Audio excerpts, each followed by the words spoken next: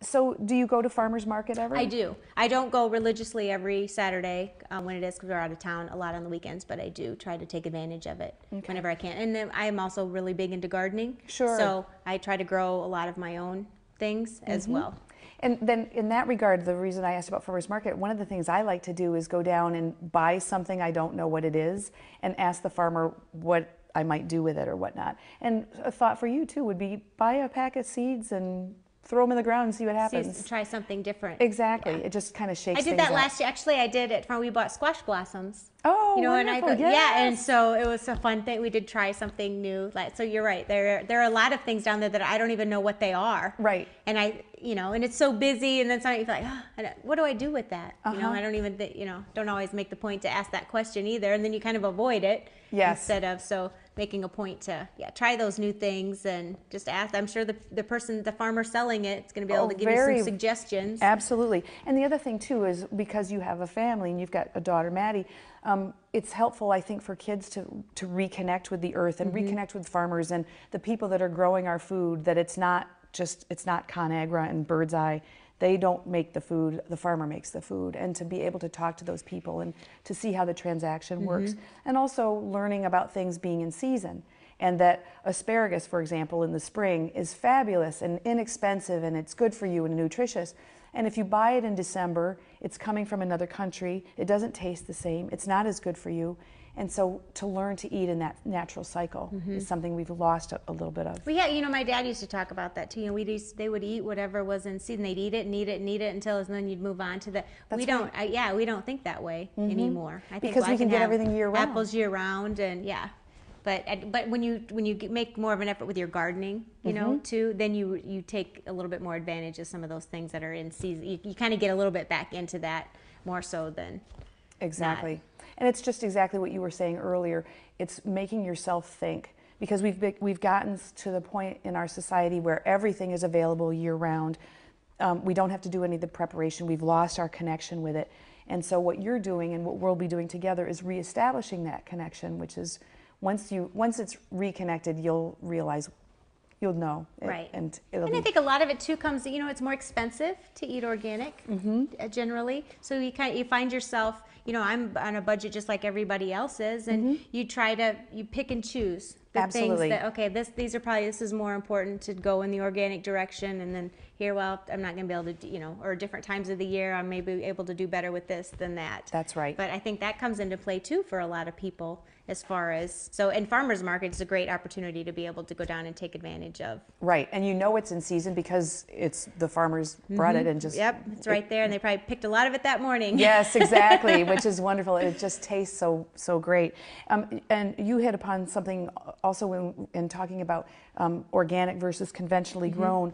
And one of the things I tell my clients is to, if you Google the Dirty Dozen, and I'm sure this is something that you're familiar with, and the Clean 15. Dave has that in his pocket over there. Oh, how wonderful. That's great. Yep. If you look at that and use that as a guideline, then you'll understand that the highly sprayed things like strawberries and celery and spinach are ones that we really do want to buy organically whenever we can. And then the ones that are less sprayed, such as avocado, maybe onion, you can get by with buying conventionally grown when that's a concern. But what I also say is, if the cost differential or spread is a low percentage, if it's 10% more expensive to buy organic, you're worth it. Right. If it's double, maybe not so much. So just pick and choose. So you've got the right attitude with that. I know, hopefully get to 100%, Absolutely. Then maybe we can and grow some it weeks all. maybe we are there, but yes. not not always. And I think that's where we're all trying to aspire to get to Yes. that point. Or that should be the only thing that's available to us. Right. Yes.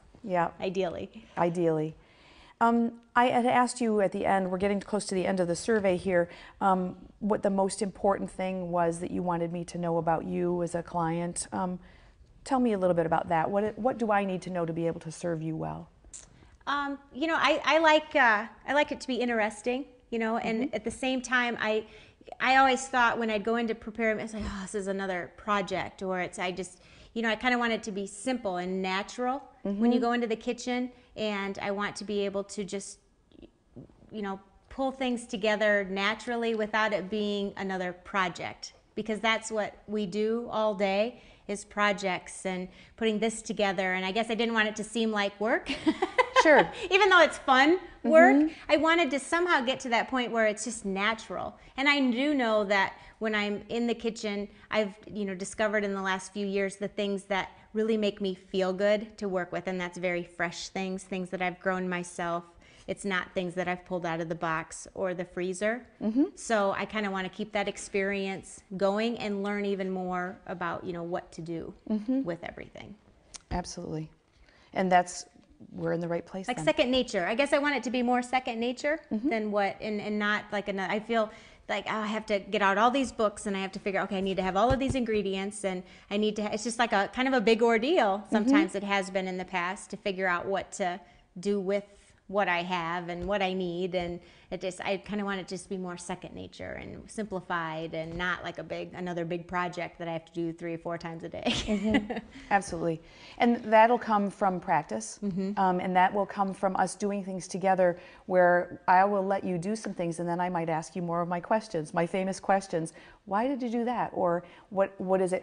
And I applaud you for not being defensive about my questions, and thank you. That makes it. Absolutely not. No, I mean, yeah, I love what and I've always been drawn to that. I'm very, nature oriented and very kind of alternative thinking with and so I'm, ready to embrace all. I need to learn more. I need to do more, and I need to be exposed to the different ways of doing it. Yes. By somebody that, it does come second nature to. But it didn't always. And that's the thing to bear in mind too. And I still learn every day. It's incredible. So I remember the continuum we talked about at the beginning, where you're starting at one place and going to another. And the good news is that you never stop learning. And the joy is that you'll learn a new trick and you'll just think, holy cow, how did I make it this far in life not knowing that? And I think a lot of, it's like we're not thinking enough about it. We kind of got away from that. But at the same time, then I kind of overthink things. Like every meal, okay, I have to have a vegetable. I have to have and you have to eat 3 times. Like it just seems to be so overwhelming sometimes that am I getting it right? Do I have enough on here? All I feel like is this. But so am I not being healthy? I'm not giving my daughter the the 5 different things on the plate that needs to be on there. Is that how it's supposed to be, or right? The food that's pyramid a should. And all of that. And I heard an expression somebody said once, is that we as humans should all over ourselves. And that's not a good thing. If you might be shocked, but there are times in the summertime I might just eat 4 mangoes for lunch because I have a mango craving. They taste really good. It's working for me and whatever. And I'm not thinking about the balance on the plate, because I know at the end of the day, it's not the balance just for that one meal. It's a balance for a bigger period of time. And that if I have a craving for certain things in the wintertime, it's funny, you have oranges here. I crave oranges in the winter, and they're in season in the winter. And I know it must be something in my body that I need and end up with something. And I listen to that and honor that. Now, if you get a craving for Doritos, that's a different kind of. We won't honor that craving, but we'll make sure that we can respect our mango and orange craving. And would not feel very good after the bag of Doritos. Giving into the Dorito craving. Other goals that you might have that aren't related to food or the things that we've talked about that I should know about? You know what? I'm always learning new things, and I'm trying to be as natural with things as possible. And so, I'm a doer. Yes, you are. And I want to do as much as I possibly can while I'm here. Absolutely. And learn as much as I can. Do you have any fears connected with this? Any anxieties? No, I'm very excited. Apprehensions? Very excited. Okay. So you don't have a bunch of expectations piled on yourself, like, oh, I won't be able to live up to this, or I won't be able to. No, I think a lot of it's common sense. You know the things that you're buying at the store that it's probably not the best, and I think we all have a basis of that. I think it just comes down to I'm trying to have as much freshness as I can in the kitchen, and to make it an exciting experience at the same time that feels good. From eating it to fixing it to growing it, the whole shebang. Good. So no, there are no fears at all. And do Wonderful. you really have people that are fearful Oh, of it? I think they put expectations on themselves, and then they're worried that they can't live up to that. And that's fine. I just want to know it so that that's something that we can work through. Sure. So no, you're good. Yeah, no, I embrace my imperfections. I know that, but at the same time, I think it's exciting, and I think it's something that I think our nutrition and all that has gotten so out of whack for so long, and I don't know how it got so out of whack. And I'm trying to get things back, at least for here personally, and then be able to share that with other people as well. That Absolutely. and get things back on track and where they should be. Great. Well, these are my questions. Let me kind of summarize for you a little bit and tell you about what our next steps will be. Okay. I have a program, and you and I will be working together for the next 6 months. You've chosen to work with me weekly, which is exciting because you're going to see results quicker, and you'll learn more because we have more contact with one another. We'll be meeting weekly, and we'll be working on what I call modules.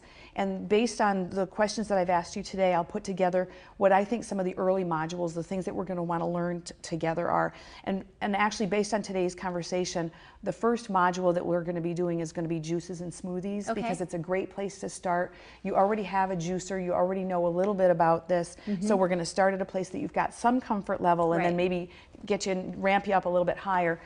Other modules and content can be things like meals, like for example, we do a module on breakfast, lunch, dinner, obviously, or other ones, eating on the road and traveling. I do a module on acid and alkaline balance, different types of things based on what your needs, interests, deficiencies, if you will, are. So I'm going to do two things now. I'm going to give you a notebook that will become an important thing for you. This is, the notebook has my company name, Fork in the Road, on it. And then on the inside, what I've done is I'm going to be giving you a copy of this magazine, Purely Delicious. It's a magazine that I write for, and it's for vegan raw foodists. And I mentioned you don't have to be a vegan or a raw foodist to work together, but there's great recipes in there and so forth, and you'll want to look at potentially subscribing to that. The next section, I've got a recipe section in here. Because we're going to be working with smoothies, I've already included that in here. I've got some other things that I'll be adding as we do, and we go on to different recipes, and you'll have a collection when we're done. Every time we get together, we'll do some new recipes. And so you'll have a collection, and we'll actually create them. And you can write your notes and whatever. And then the next, That's like being in school again. It's I just like it. being in school. And I'm keeping you organized. How You're going to put fun. all of your things here. Oh yeah, this would be the most organized binder that I have on my desk at the moment. And juicing is an example of it. This is an article where it talks about how to buy a juicer, some juicing recipes, some other things in here. There's other materials we'll keep adding to your notebook as we go along. There's some samples of some relaxing teas in here and so forth. Order forms for a jasmine blender. tea in there that I had at your place the other day. That was really good. I love that too, with goji berries. That was really good. It was yummy. So this will be a starting point. In addition, I'm going to ask you, if you wouldn't mind, I'm going to have you, one of your first assignments is going to be, I want you to purchase yourself a journal. It can be any kind of journal that you want. Spiral bound, it could be a leather bound, it could be an antique, it could be whatever. It's going to be for you. I'm not going to tell you that you have to journal. I'm not going to tell you you have to keep a food diary. I'm not going to tell you you have to do anything with the journal except dedicate it to you and me and our time together. There may be things that you write in there, ideas or questions to ask Sheree the next time I see her, or you may want to write down things that you ate that the next day you felt really good, or things that you ate or you tried, recipes that you did variations on that you really want to ask me a question about.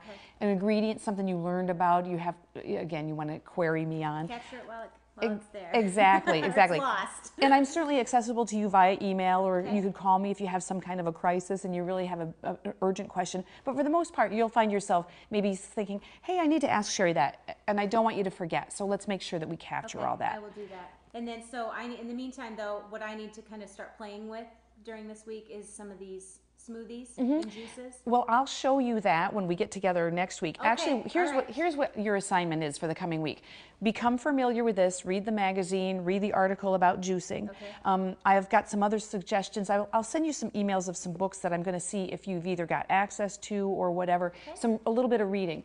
I want you to really be conscious about the water that you're intaking. We talked a little bit about that you think you might be taking in, but we haven't measured. Remembering that if you're drinking green tea and coffee, that you need to subtract that from your water allotment. So in other words, if you have an 8-ounce cup of coffee, you have to drink 8 ounces more of water than your half of your body weight. So you're kind of compensating for that. So those are the big things, not anything big. No giant assignments. I really want us to ease into this because this is a lifestyle change. This isn't one of those things where, all right, dang it, I'm changing everything overnight. Right. This is something you didn't get to the place that you're at overnight. It's been a gradual progression, and so this will be a gradual, and this will be our slowest period of time, but I want you to kind of mull this over, think about your intentions and what it is you'd like to achieve. You've given me a lot to think about, and just going over the question, just like I said, it's a lot of stuff we just do it, and I don't really know why I do that. So you've given me a lot to think about, and I'll be even more conscientious of some of the things throughout the week, and I'll be prepared to learn some good juices and smoothies the next time. Excellent. And when I come the next time also, we're going to take a quick glance through your kitchen, see what kinds of ingredients you already have. I want to see what types of staples you have, what kinds of things your family eats typically. I'm going to tell you, please don't clean up for me in advance. Don't don't edit. I'll keep it honest. Yes, please do. Because, and here's why. I can only help you in the area where I know there might be some areas for you to improve. So if I see that you do have those Doritos in there, I can give you substitutes that will help you transition away from those into a more healthy thing. My goal is not to take things away from you. My goal is to add things too, so that eventually the things that aren't serving you will just drop by the wayside. So support me in that. I will. I will keep it honest. We're not horrible. No, we're not perfect either. So. I'm sure, and I'm not judging. So, and quid quo pro, you're invited to come to my kitchen sometime, and then you can see what I've got there. What do her cupboards look like? So, all right. Well, I'm looking forward to it. So, yes. To our next visit. Yes, absolutely. And in the meantime, I'll mull this over, and I look forward to some of the books and resources that you share with me. I'll be sending those right I'll away. Read those over as well. Very good. I'm excited to get started. Thank you. I appreciate you taking the time to go over all of that with me, and give me some more things to think about and why I do things. So. Very good. All right. Till next time. All right. Take care.